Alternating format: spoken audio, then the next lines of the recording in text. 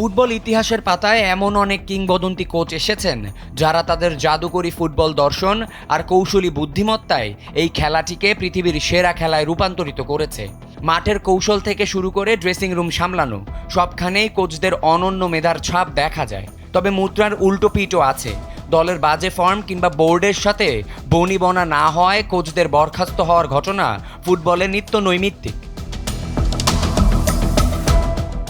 কিন্তু আপনাকে যদি বলি একজন কোচ আছেন যিনি তার কোচিং চাকরি হারিয়েছেন খোদ চ্যাটজিপিটির কারণে, হ্যাঁ, আপনার মতো অবাক হয়ে চোখটা উঁচিয়ে যে কেউ রাখবে।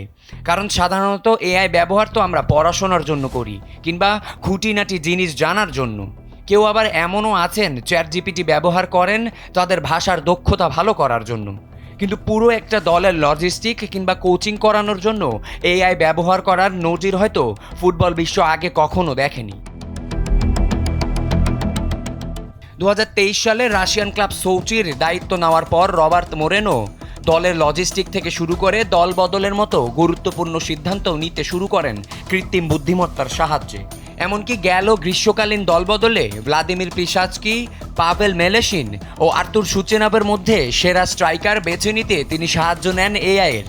Football data platform Wyscout থেকে সংগৃহীত 3 ফুটবলারের সব পরিসংখ্যান তিনি ইনপুট দেন চ্যাটজিপিটিতে, আর এআই এর পরামর্শ মেনেই চুক্তি সই করেন আর্তুর সুচেনভের সঙ্গে। তবে মাঠের ফুটবলের এই প্রযুক্তিগত সিদ্ধান্ত শেষ পর্যন্ত আলোর মুখ দেখেনি, বরং দলের বাজে ফর্মের সাথে মোরেনোর এই অতি এআই নির্ভরতা কাল হয়ে দাঁড়ায় তার ক্যারিয়ারে। শেষ পর্যন্ত সোচির কর্তৃপক্ষ তাকে বরখাস্ত করতে বাধ্য হয়। প্রযুক্তির এই জয়জয়কারের যুগে প্রশ্ন থেকেই যায়, ফুটবল কি শেষ পর্যন্ত মাঠের মানুষের অভিজ্ঞতা আর সহজাত প্রজ্ঞাতেই সীমাবদ্ধ থাকবে, নাকি কৌশলী এআই একদিন সব স্কাউট আর কোচদের জায়গা দখল করে নেবে? আবেয়াজ ইত্তেসাম, সময়ের আলো।